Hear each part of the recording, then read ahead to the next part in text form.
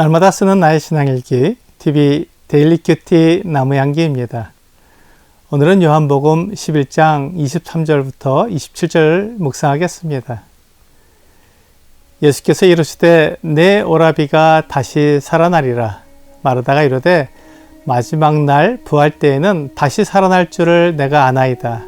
예수께서 이르시되 나는 부활이요 생명이니 나를 믿는 자는 죽어도 살겠고 무릇 살아서 나를 믿는 자는 영원히 죽지 아니하리니 이것을 내가 믿느냐.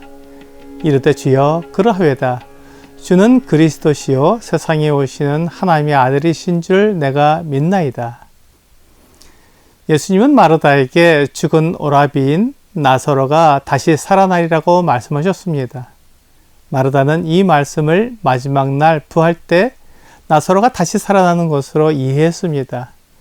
하나님이 계시다면 마지막 날에 모든 사람을 부활하게 하실 것입니다. 그리고 그들이 이 세상에 살면서 행한 그대로 갚아주실 것입니다. 요한복음 5장 28절과 29절에서 예수님은 이를 놀랍게 여기지 말라. 무덤 속에 있는 자가 다 그의 음성을 들을 때가 오나니 선한 일을 행한 자는 생명의 부활로 악한 일을 행한 자는 심판의 부활로 나오리라 라고 말씀하고 있습니다. 심판하시는 이가 하나님이시기 때문에 하나님의 기준을 따라 선한 일과 악한 일이 구분될 것입니다. 마태복음 7장 22절과 23절은 그날에 많은 사람이 나더러 이르되 주여 주여 우리가 주의 이름으로 선지자 노릇하며 주의 이름으로 귀신을 쫓아내며 주의 이름으로 많은 권능을 행하지 아니하였나이까 하리니 그때 내가 그들에게 밝히 말하되 내가 너희를 도무지 알지 못하니 불법을 행하는 자들아 내게서 떠나가라 하리라 라고 말씀하고 있습니다. 어떤 사람이 예수님을 향해 우리가 주의 이름으로 선지자 노릇하며 주의 이름으로 귀신을 쫓아내며 주의 이름으로 많은 권능을 행했다고 말합니다.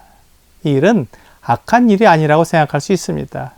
그런데 주님은 그들에게 불법을 행하는 자들이라고 말씀하셨습니다. 그들이 선한 일이라고 생각했지만 주님의 기준으로는 불법적인 일이었습니다. 마지막 심판 때 사람들은 모두 부활하게 될 것입니다. 마르다는 이 마지막 부활을 믿고 있었습니다. 그런데 예수님은 나사로가 마지막 날 부활 때 다시 살아난다고 말씀하신 것이 아니라 지금 다시 살아나겠다고 말씀하신 것입니다. 나사로가 다시 살아나려면 예수님이 죽은 사람을 살리실 능력이 있어야 합니다. 그래서 예수님은 마르다에게 나는 부활이요 생명이니 라고 말씀하셨습니다. 요한복음 1장 3절은 만물이 그로 말미암아 지은 바 되었으니 지은 것이 하나도 그가 없이는 된 것이 없느니라 라고 말씀하고 있습니다. 예수님은 사람을 지으신 분입니다. 이 말은 사람에게 생명의 근원이 되시는 분이라는 말입니다. 죽은 자를 살릴 수 있는 부활과 사람에게 영생을 주실 수 있는 분이 예수님입니다. 예수님은 나사로를 마지막 부활 때 다시 살리실 뿐만 아니라 지금 당장 그를 살리실 수 있는 분입니다. 예수님은 계속해서 나를 믿는 자는 죽어도 살겠고 무릇 살아서 나를 믿는 자는 영원히 죽지 아니하리리 라고 말씀하셨습니다. 예수님은 생명의 근원이시기 때문에 죽은 사람을 살릴 수 있을 뿐만 아니라 그에게 생명을 주어 다시 죽지 않게 하실 수 있는 생명의 주관자이십니다. 예수님이 이것을 말씀하셨을 때 마르다는 예수님에 대한 신앙 고백을 했습니다. 주는 그리스도시요 세상에 오시는 하나님의 아들이신 줄 내가 믿나이다.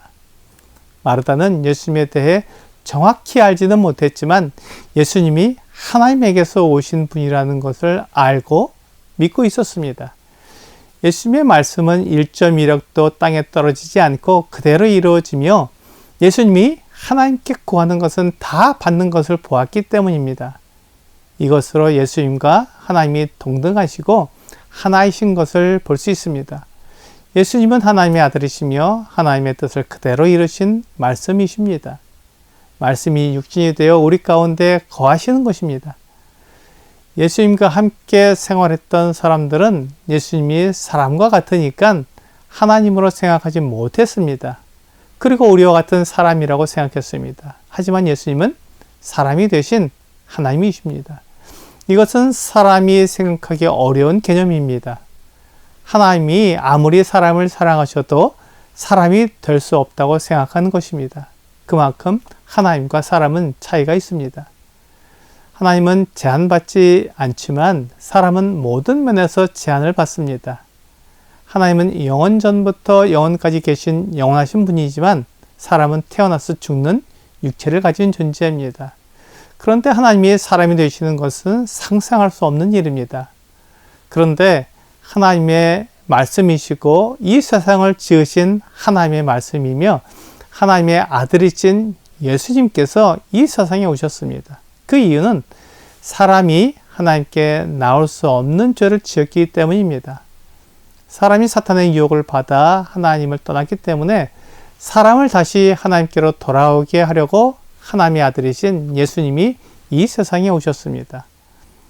사람이 죄 때문에 멸망의 길로 가게 되지만 예수님은 그 멸망의 길에서 생명의 길로 돌아오게 하시는 것입니다. 하나님의 마음이 디모데전서 2장 4절에 기록되어 있습니다.